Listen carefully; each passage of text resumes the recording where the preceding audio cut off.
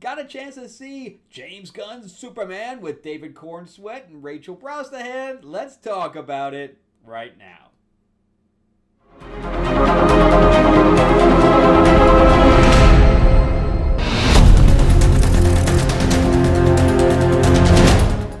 Welcome back to the channel, everyone. Thank you so much for spending time with me as we rant about movies, comic books, and television shows, as well as the occasional board game. I'm your host, Frank Zank. I'm an award-winning screenwriter, novelist, and comic book writer, as well as a filmmaker.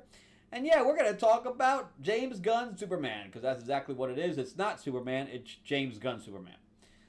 So this is definitely a skew on the character for certain, based on his personality and how he writes. Simple as that. So I want to start with the other Superman films, because that's kind of where I have my opinion of how I talk about this one. So let's talk about what I grew up with. And of course, I grew up with Christopher Reeve. Okay, one of my buddies grew up with George Reeve. But I grew up with Christopher Reeve. I thought the original Superman was incredible. And then when I saw Superman 2, I was blown away. I loved Superman 2. And still to this day, that is my favorite Superman movie, is Superman 2. I think all the acting in there is phenomenal. I can just imagine what it would look like with the special effects of today. I would almost love for somebody to come in and CG that some of those fight scenes at the end, or even in the middle. Some of that stuff was just great. But it's a little bit too slow. But them throwing each other into cars, we had never really seen that before at that time. Now it's just, happenstance. Any movie that you see, they're getting thrown, into trucks or whatever else. But back then, that was new. And but even today, 50 years later, or however long it is, 40 years later, that movie still holds up. Both of them do. Because I was watching like people's first reaction to the original Superman movie, and people were still loving it. It was the first time they'd seen it, and I was watching it with their reaction to it. And Superman is Christopher Reeve. I mean, it's because, and I'll tell you what it was. Like, his casting was perfect. And it's kind of like Linda Carter as Wonder Woman. And why that was perfect. And that is going to beat out Gal Gadot every single time. No matter what generation you're in. And that is because Christopher Reeve had a way of playing Superman where he had a soft demeanor, but don't piss him off kind of thing.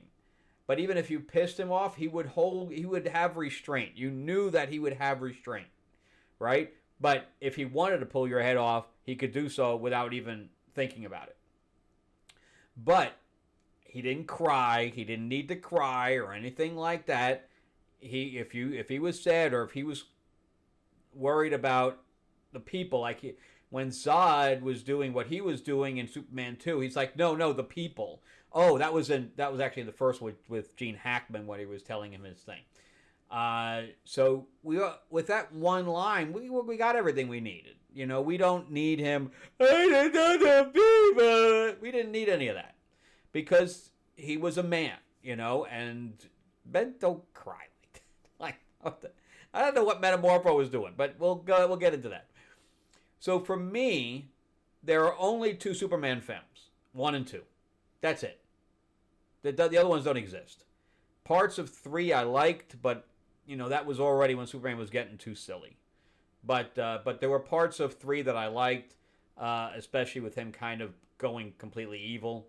But it was still just a little bit too over the top. But I love that scene where he's looking in the mirror and he burns the mirror. I like that. But we got silly where he put the Tower of Pisa back straight. And, that's that to that point, and then Superman basically went to shit after that. George Reeve was another one that had exactly the same demeanor, where he could joke around or whatever else, But, he stood there like this, and that's all you needed. Nobody messes with me. But I can still laugh and, tell a joke or whatever else. But when it comes to getting serious, I'm serious. And so both of those guys, I thought, really got Superman. Then we had, of course, Routh, who tried to channel, which I thought he did a good job of basically channeling Christopher Reeve. He had the same kind of voice. But the script for Superman Returns was so bad that after the plane saved, the movie was over. You could just turn it off because there's no movie after that. Even though I think Spacey did a good job as Lex Luthor, there was just nothing there. So that brings us up now to Henry Cavill. All right, so with Henry Cavill, I agree that he looked the part. He was very, very looked the part of Superman. No things there. But I did not like the suit. I thought the suit was too dark.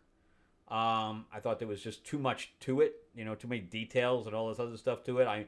I did miss the trunks to a certain degree. But I could have done without that. But if it needed something, they needed to do something else. And Superman without the trunks, even in the comics, just looks weird. So it needs something else if you're going to do that. But I agree with what Cavill personally said, and that was that he never got to play the hopeful Superman because Snyder does not understand that character. He doesn't understand. He openly said that. He doesn't understand light characters. He just doesn't get it. Characters that don't kill, he's clueless. So he really just wanted to stick the Trinity into, and Aquaman on top of that, stick them into the Watchmen. That's all he wanted to do. He wanted to make the Trinity into a Watchmen film. And it's not the same. The Watchmen universe is completely separate from the regular DC universe, and there's a reason for that. So the only character that can kind of exist in there is Batman. Otherwise, it doesn't work. The other characters don't work in there.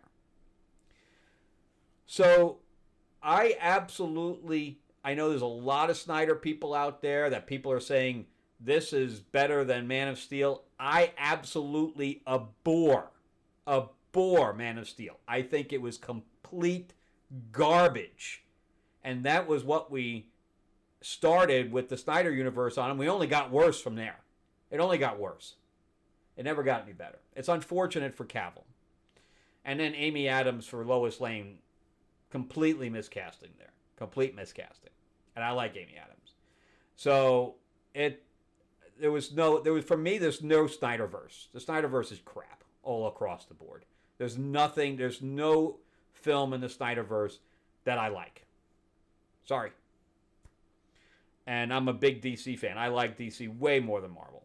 I mean, you can see a Wonder Woman standing behind me. There's nothing there for me. Nothing. Do I think this is better than Man of Steel? I think it's better than Man of Steel, but that's not saying much. Because I don't even own Man of Steel. I can't watch that movie again. I hate the scene with him letting Pa Kent just die. It makes absolutely no sense. I hate the whole ending with him breaking Zod's neck when obviously if you can twist somebody's head completely around, you can move it slightly away to have people run away. It logically, it makes no sense. It was purely for Snyder to say, oh yeah, if he had the ability to kill, he would because he had no other choice. That's Snyder shit. So that leads me up to today. And now we have Cornswet in here. Does Cornswet... Now, would I have preferred Cavill here? Absolutely. I would have loved to seen Cavill in this role. I would have... Absolutely. And if he was to play it like Christopher Reeve, where he got to smile a little bit, but he has this strong silent type, where he had...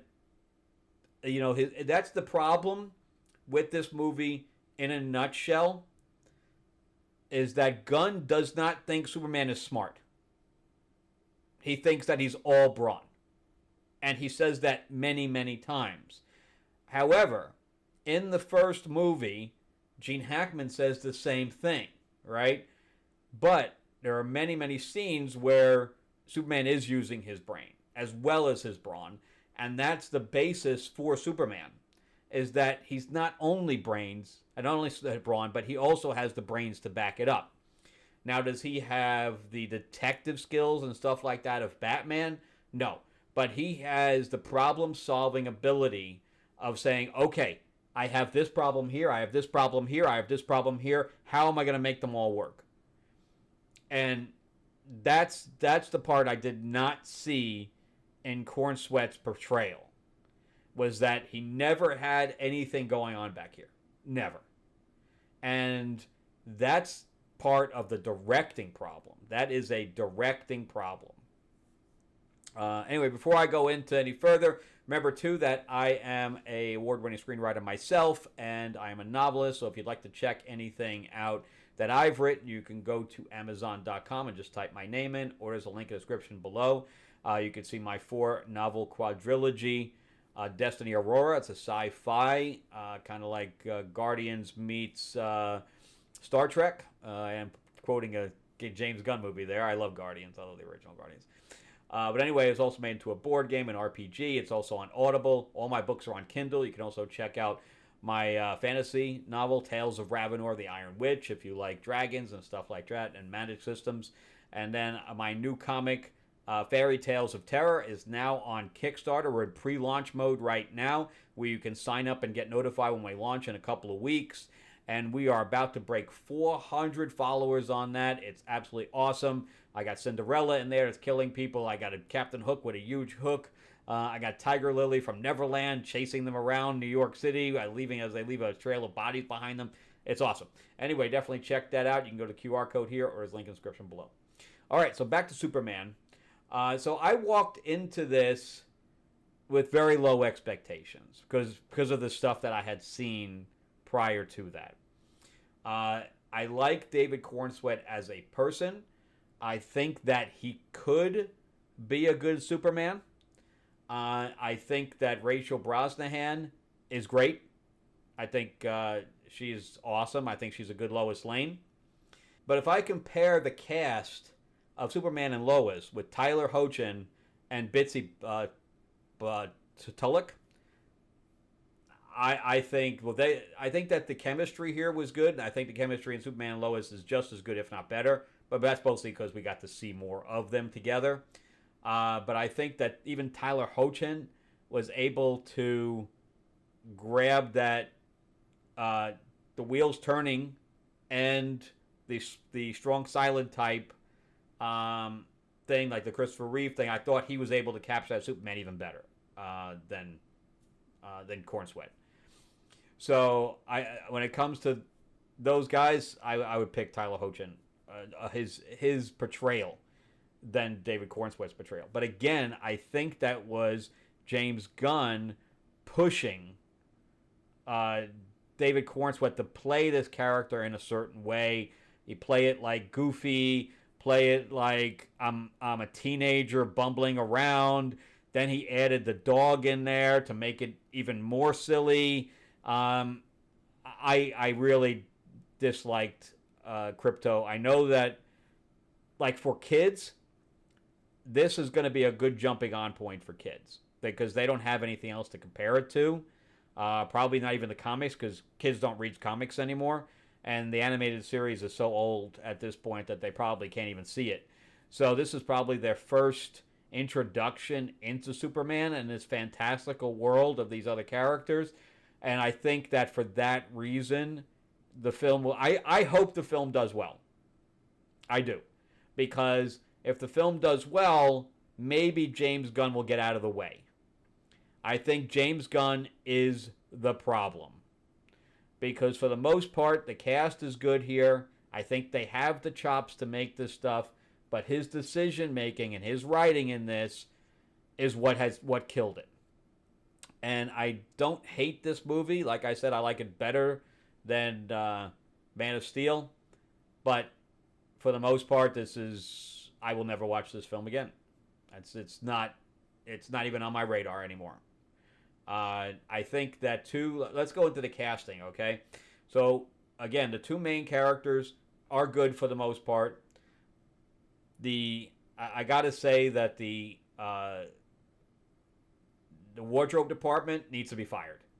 The wardrobe department was horrible, horrible. I don't know where he got these friggin' people. And I thought the suit looked okay, but it was not good as far as I'm concerned. And the stuff that they had Lois in, what was this? The bell bottom high water pants that she has on? What is all that? What is going on? She never had high heels on ever. Even when she went to the desert, whatever else, she would normally wear boots or something like that.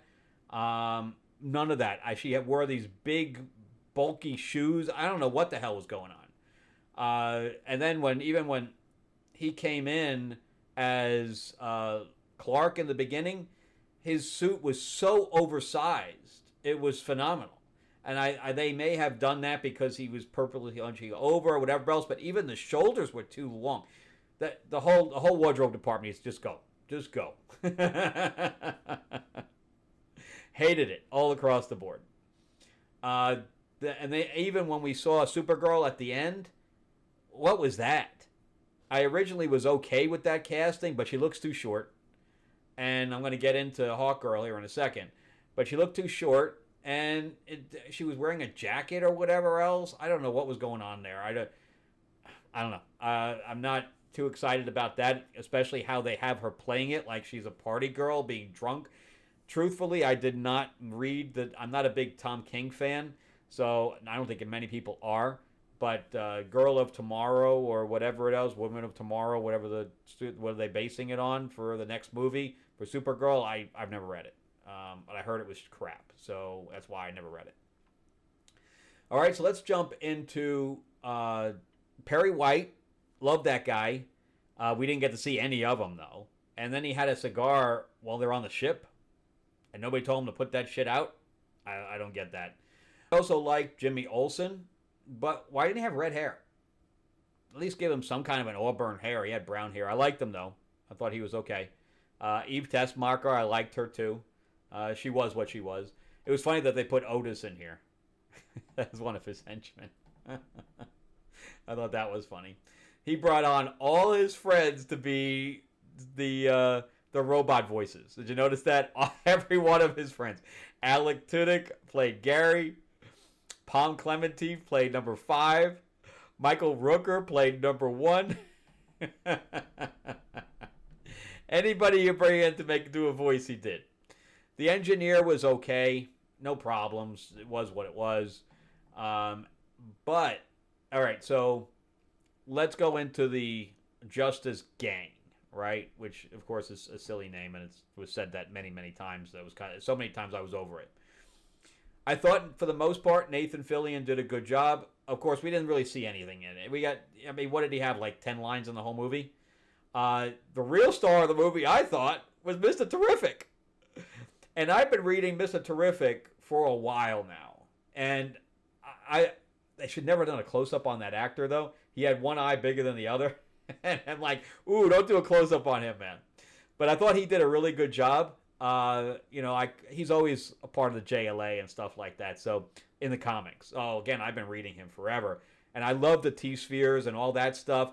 A lot of times he can ride the T-spheres. Like, he'll walk on them. And, but they didn't do that. They had him in this chair instead, which was weird. He doesn't do that. But, so I liked all that. And the scene where he was doing the fight scenes where they were all basically, all the T-spheres were being bullets for him. And we were seeing it from the point of view of Lois. I thought that was real good. I thought that fight scene was good. I'm not really going to do any spoilers here, but I am going to point out like little scenes here and there. I'm not going to give you context of it. But I am going to talk a little bit about a couple of the reveals in here. So, but I'll let you know. But anyway, so I thought he was basically the star. He was like the standout guy. Was Mr. Terrific. So he's like, I don't need your help, man. I love it. he eventually had Superman for help, but when he had to go in and hack something, one of the computer guys went in there to try to help him, and he was like, "I don't need your help." It was funny. So anyway, and we got to see Flag in here for just a little bit.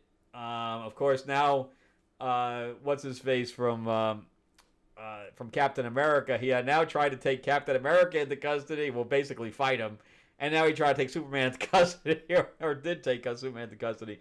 So it's funny that Frank Grillo, that he was in both of those things with those major heroes. Interesting. Then we had the so we got him, but Hawkgirl, I love Isabel Merced. I think she's an incredible talent. I even went to see Dora the Explorer. Okay, I think that she's an incredible talent, and of course I've seen her in Madam Web. There was another one about the family thing where she was getting adopted with her siblings. If you haven't seen that one, that is a great film. That was one of the first things that I've ever seen her in. But she is great. But she's 5'2", man. She was an awful, awful Hawkgirl. Awful casting with that. She's 5'2". She looks tiny in the suit. She looks tiny against everybody else. All she was doing was screaming. Ah! That's all she did. And then she ended up killing someone, too. And I'm like, what? These guys don't kill. But anyway, and, there was a thing with, Superman trying to save people that the Justice Gang were, like, letting things fall on people. And he's like, be careful. So some of the stuff I was like, yeah, I don't know. But I agree with everybody saying that this was a tonal problem, and it absolutely was a tonal problem. Nothing was taken seriously through the whole thing, which is probably why it's good for kids. But there was no standoff at the end. He was fighting, a big baddie by the end, a super baddie, but there was like no standoff. Like when he and Zod were at it and stuff like that because we had seen him win throughout in the Superman 2. We've seen him win continuously, and for him to start losing and then run away, that was amazing stuff, where he then had to use his mind about how to beat them in the end. That's what I'm saying. And he had to trick them. We didn't see any of that here at all. It was just a big brawl, and it didn't mean anything. He didn't get over anything, right? There was nothing for him to, it was no fear that he had to get over. There was no arc for Superman at all. None. And where in Superman 2, he had a huge arc, right? He lost his powers purposely so he could be with Lois, and then he had to figure out how to get them back.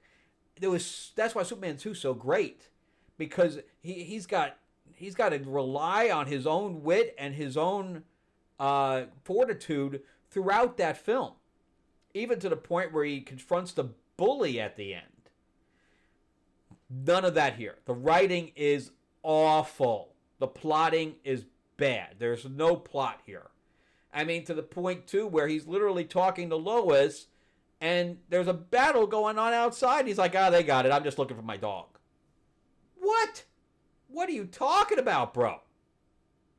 That's not Superman. So I agree with almost everybody that I watched outside of Sean. Whether it's Gary. Well, I know that Tyro Magnus, he hated it. He hated it with a passion. I didn't feel that way. I didn't hate it. I didn't hate the film. To me, it's just meh. It's just meh. But I agreed with Nerdrotic. I agreed with Snarky J. I agreed with all those guys that it's kind of like Geeks and Gamers. All those guys say the same thing. It's middle of the road. And I agree. It's neither good nor bad. It's just flatline. It's just a flatline in that middle. And that's how I feel about it. It's there was no heroic moments to it where you're like cheering or anything like that. And I hate Endgame. But when Cap gets the hammer there, that's a heroic moment, and we don't get that here at all. And I'm sorry for it. I'm sorry that the plot was so bad, and that just shows me that James Gunn is not the guy. He's not the guy, and he needs to get off the control freak shit and step aside, and just be the guy controlling everything. He's the guy that says he's gonna kind of green light stuff and whatever else, but he needs to have his finger and his paws off this stuff, because his ideas. Now, again, I hope this does well. I hope it makes $1 billion. There's enough people in the theaters even today that are seeing it, and I hope that continues, because I don't want DC to die. I don't. And I want to see Batman. I want to see Wonder Woman. I want to see, Momoa doing Lobo, all that stuff. And I just need, he just needs to direct, not movies, but the whole thing. Him and Safran just need to be the guy they need to be the Kevin Feige, right? And they need to be the guys hiring the creatives and let the creatives do what they're doing. That's what they need to do. They need to green light. They need to sign off on cast, all that stuff, and let it go. Let it go. The two post-credit scenes, I'm just letting you know right now, don't stay. Do not stay for them. It's a waste of time. Both of them are a waste of time. And but anyway, now I'm going to get into a little piece of spoiler here. Okay, so also the casting of the Kents, hated it. I hated the Kents in here. That is not the Kents as far as I'm concerned.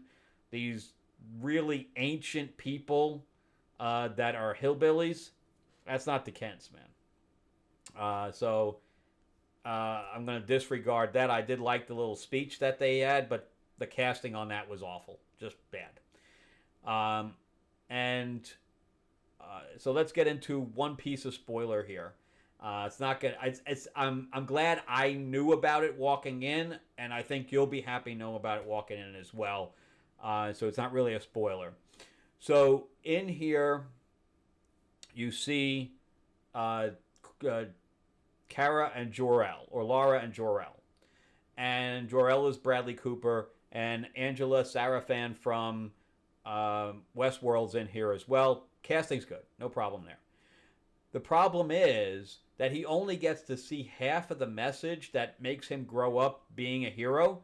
But then, I don't know how this happens, but they unlock, so the engineer unlocks the rest of the message, and the rest of the message, and they're able somehow to translate Kryptonian?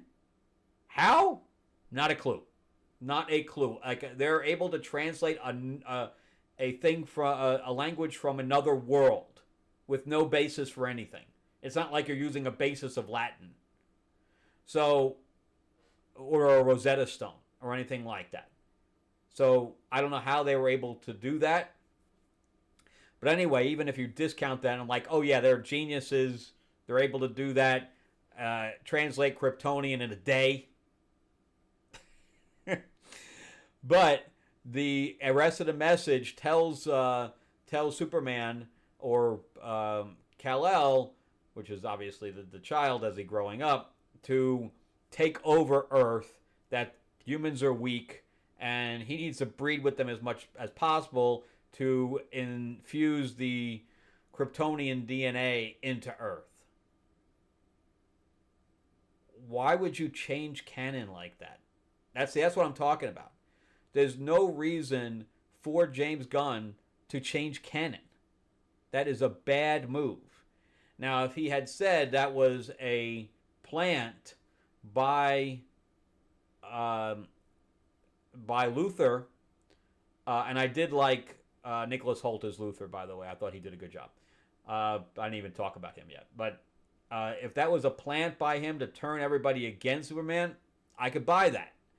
But that's not happened. It's literally canon in the DCU right now. That Kara and Jor-El are warmongers. I can't abide that. I can't abide that. So it's just as bad as, John Kent basically saying, no, let me die. It's the same thing, where it's just you're changing lore for no reason. And Superman lore is too embedded for you to change it. It's embedded for the last, 60 years, however long it's been.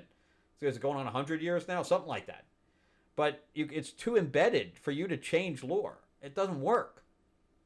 Just like they tried to change Batman, where they made his parents bad or his dad bad in the Batman. It doesn't work. You cannot change lore like that. So anyway, I'm just going to give this thing a rating right now. And again, it's not a bad film. It's not a great film. It's not even a good film as far as I'm concerned.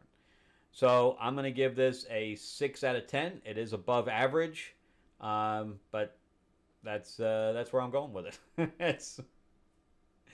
I saw it, and that's it. Am I going to get any Superman figures over here or anything else? Or Lois with her bell bottoms and her high waters? No. The only character I would even think about getting is Mr. Terrific. He's the only one. He was the only cool character in the whole movie. Oh, so sad. So sad. But we all knew that he was not the guy. We all knew that James Gunn was not the guy for this. It's unfortunate. Because Guardians of the Galaxy is one of my favorite movies of all time. I love it. But not this one. All right, well, that's it for me. Remember to give me a like, give me a thumbs up if you can. Feel free to call me any name you want in the comments section. Probably the meaner the better. Because I get off on that shit. If you can subscribe, please do. If you want to share this video out there, that's awesome too. Remember too that you can check out my stuff on Amazon. There's a link in the description below. And definitely jump into Fairy Tales of Terror on Kickstarter right now. You can go to the QR code or the link in the description below and help me get past 400 followers. All right, see you guys on the next one. Thanks for watching.